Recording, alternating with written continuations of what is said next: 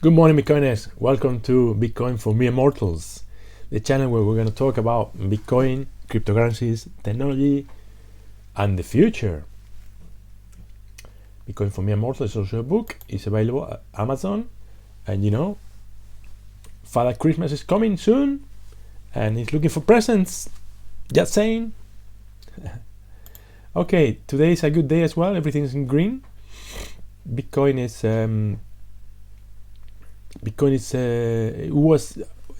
literally 1 minute ago it was at 49,000. Now it's gone down, but it will recover for sure. I think today we might be able to reach the 50,000 mark. That would be nice. It's only psychological, but it's nice. Ethereum is already above 4,000. That's good. Slightly going up today, and you got Solana going up 2% today, but still low. It's not recovering as fast as before. But the three stars of the day and the week and the month are Luna, Avalanche, and Matic. Luna is again another all-time high. Yesterday we reached an all-time high, and now it's 95. I think we're gonna make it to the 100 today, and this is amazing. Luna is doing so well because they are burning tokens like crazy, and the more they burn, the less the supply and the higher the price. Avalanche is doing very well as well. It's gonna get to the all-time high soon, and Matic is almost at all-time high as well. So this is very, very, very good. The news are very positive for Matic because they are the layer 2 solution for Ethereum. So, and they're also burning tokens. So that's a very interesting project to keep in mind. So today there's no fear, almost no fear. Yesterday we were at 23, we are 45, no 27. Yesterday we were extreme fear. Today we are 45, but almost in the green zone. So that shows you that everything is psychological. It's not really anything to fear. What do you have to fear? I mean, Bitcoin is going up, no matter what. When the price goes down, just buy more. Simple. Okay, let's play in this chart here from Glassnode. It's trying to compare circulating supply with illiquid supply.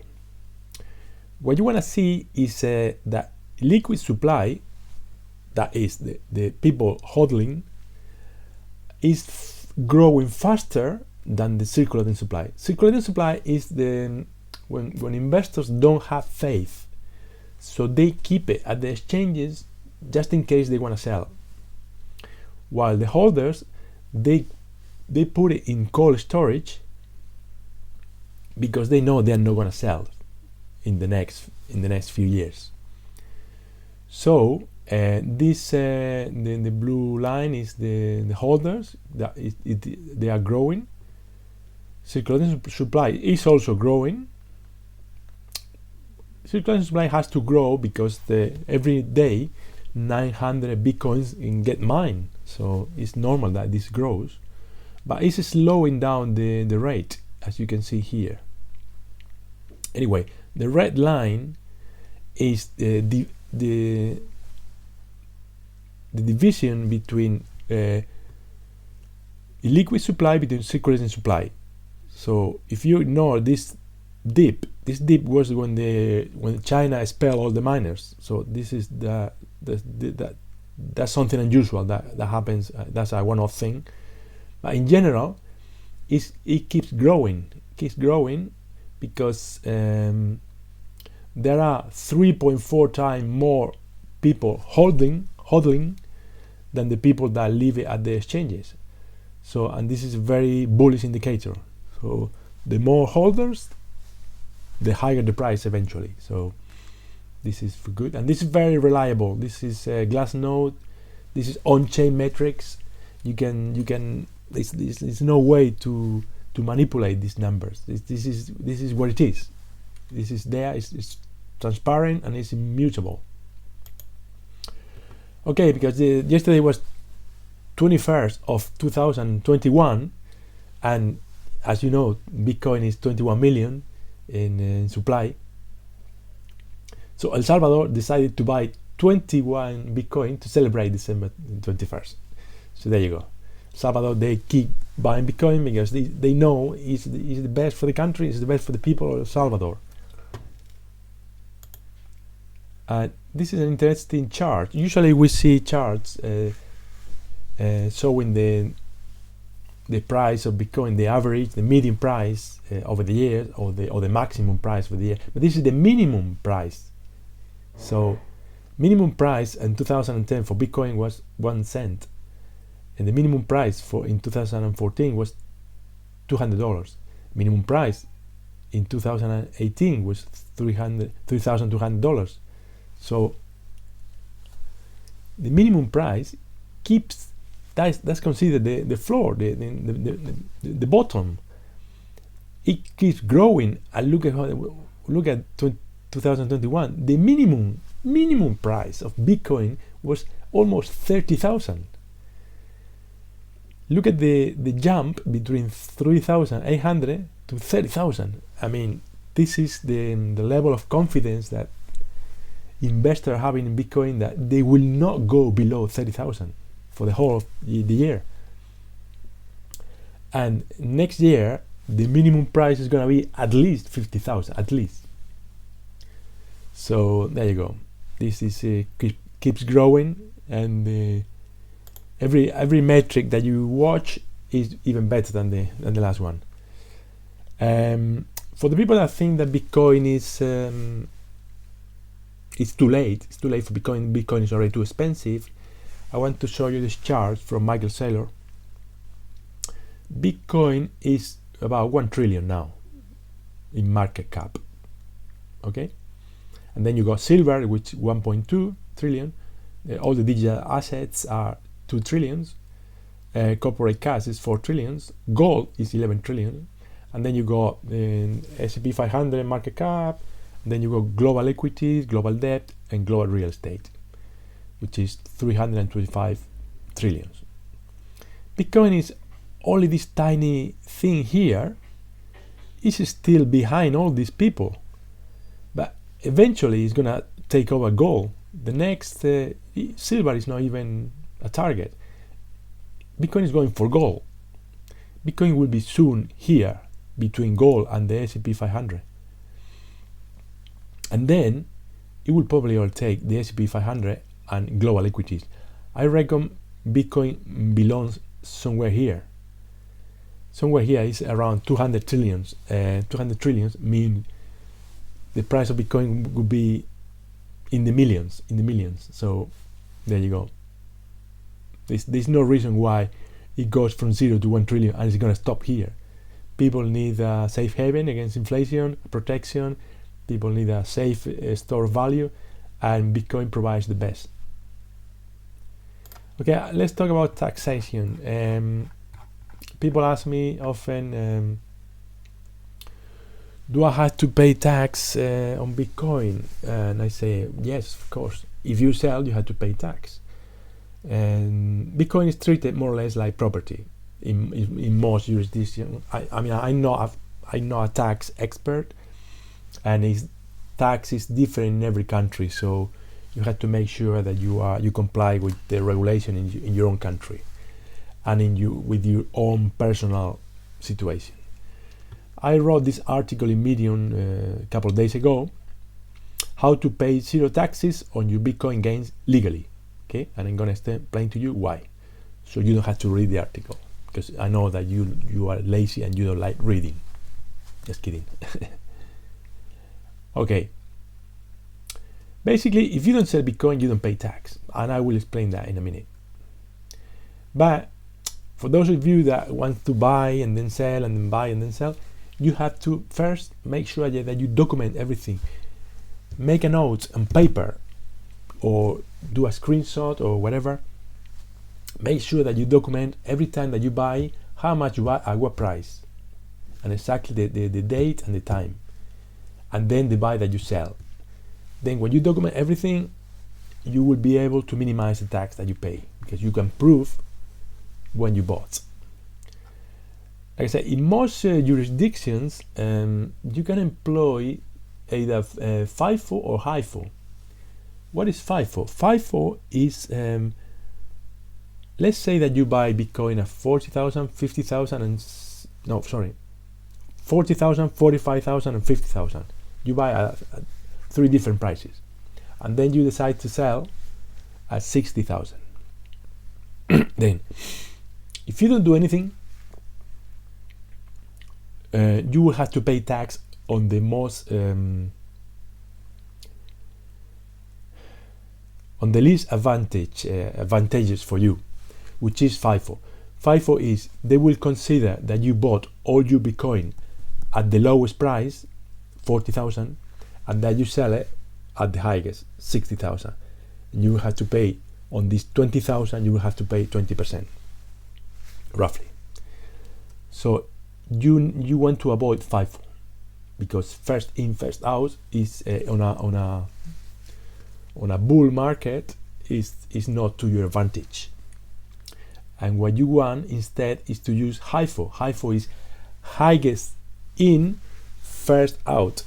So in following the example of buying at 40, 45, and 50, when you sell at 60, you should be able to use HIFO. So you say, I bought at 50 and I sold at 60. So instead of paying on 20,000 profit, you pay on 10,000 profit, which is half.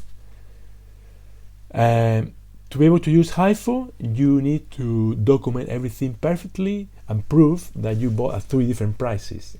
So at least all the amount that you bought at the higher price, you will be able to sell. You will be able to discount that from the profit. So again, document everything and use HIFO as much as possible. Another thing that people don't realize is that every time that you when you sell Bitcoin, you have to pay tax. That's easy to understand. Same as if you sell stocks from Amazon or whatever. But if you pay for a coffee with Bitcoin, that's a taxable event. If you stake your Bitcoin to earn 5% interest, that's a taxable event. If you sell your Bitcoin to buy Ethereum, that's a taxable event. So everything that you do with Bitcoin after buying pretty much is a taxable event. So try to avoid doing any of that, and if you do it, document properly and pay tax on it. That's what I had to say. But my advice to pay zero tax legally, and this is what the rich people do, this is what the Michael Saylor and Elon Musk and all these people do, is buy and never sell.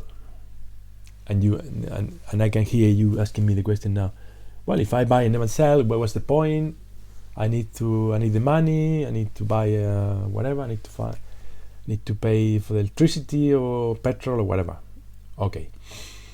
The way to do that is you borrow against your Bitcoin. There are platforms like Celsius, which I recommend. I don't get any commission. This is no affiliate marketing. I'm just a user of Celsius and I like it. But Celsius, you can borrow money from Celsius when you use Bitcoin as a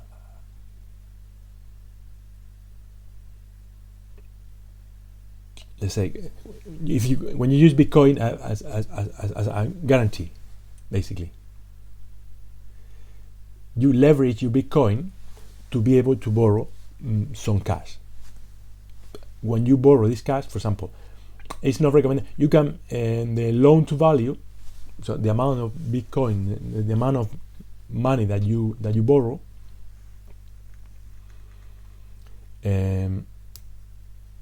it depends on the amount of Bitcoin that you have to borrow against. So it's not recommended to use more than 25% of that loan to value. Loan to value of 25% is ideal. They let you use up to 50%. For example, you got one Bitcoin. Bitcoin is worth $50,000. You give them the Bitcoin as a to back your loan, and if you borrow at 25%, means that you can borrow $12,500. That's exactly 25% of the 50,000. So you could go 50%, and they will give you the money for 50%, which is you could borrow $25,000. But this is not recommended. This is too risky at the moment, and I will explain why. Anyway, the interest that you pay on that loan is only 1%, which is very good. It's better than any bank, and you will return the money in 3 years. But for the 3 years, you only give back the interest. So you only give less than $100 a month. So in the following example, and at the end of the 3 years, you had to return the capital, the 12,500 that you borrow.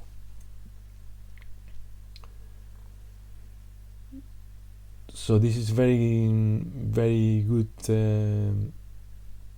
interest, very good, very easy to use.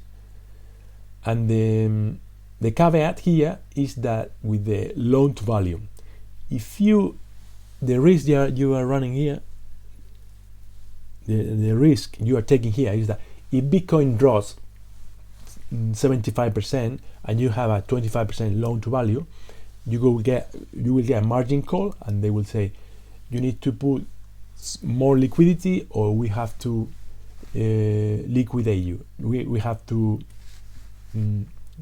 basically sell you Bitcoin, and you will lose your Bitcoin. Chances that the market is gonna drop 75% are very, very small. So the risk is not very high for that.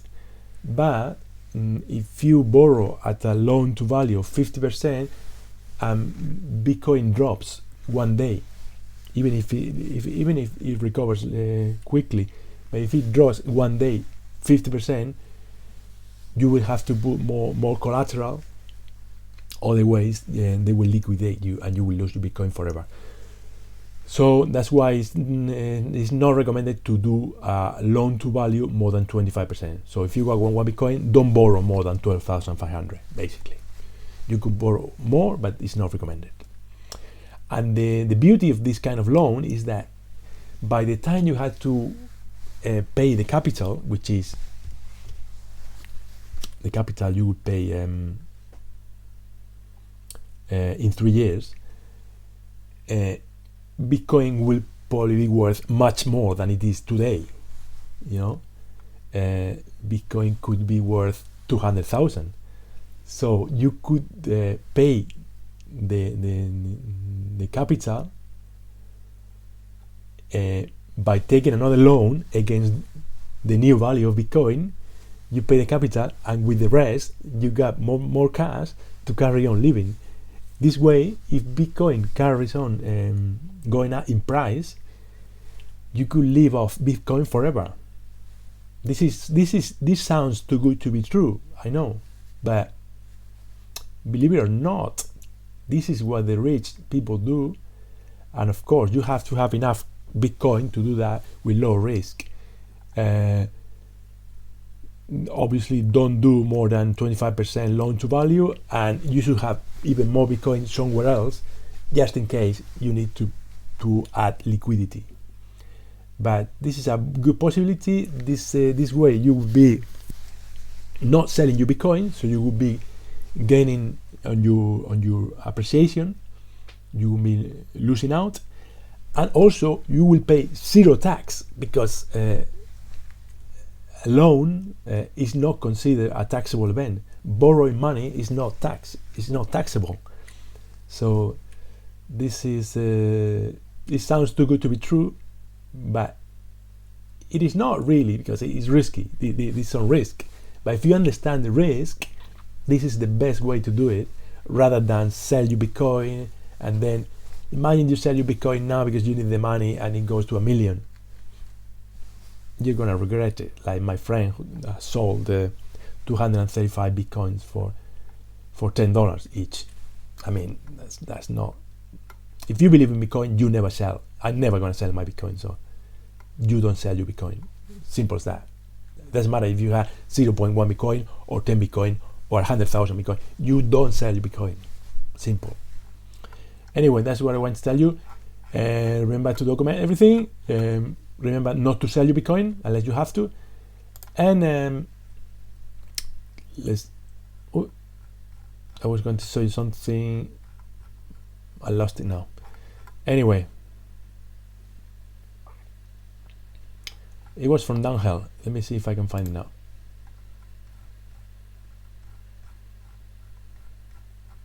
He was saying something about here.